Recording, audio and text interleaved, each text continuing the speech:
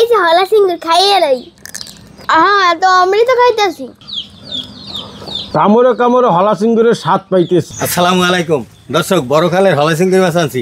আজকের বরিশালের বিখ্যাত খাবার নারকেল বাটা দিয়ে হলা চিংড়ি মাছ রান্না করব।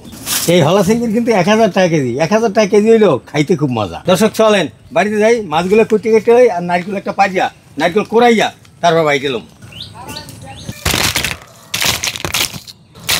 দর্শক চুমুকের মতন এই গাছে বাজিয়ে রয়েছি, নারকেল গাছে উঠতে আসি। আপনারা দোয়া করেন, বিসমিল্লাহ।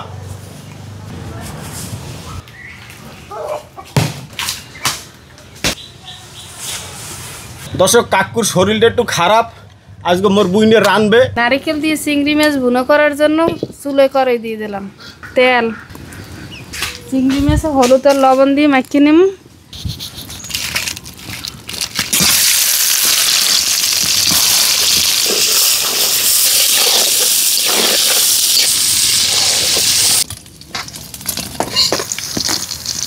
পেঁয়াজ কুচি, নারিকেল বাটা, হলুদের গুঁড়ো, মরিচের গুঁড়ো, লবণ, কাঁচামরিচ, মশলা কষান হয়ে গেছে। এবার মাছগুলো দিয়ে দিন, পানি।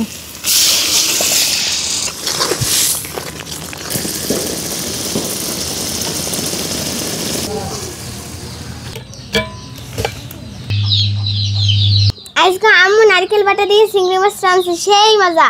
হাসান কাকা সাইরে সুকা তরতুরি দাও। কোনটা দিমু মা আম্মেরে? আরে দাও একটা। এটা বড়টাই দিই।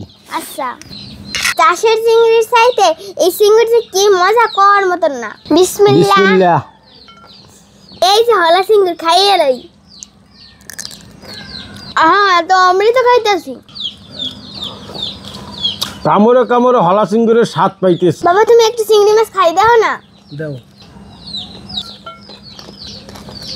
বাবা কত আম্মুর হাতের রান্না কেমন হয়েছে? Super super. আমরা চিংড়ি মাছ দিয়ে জমিয়ে খাওয়া দাওয়া করি।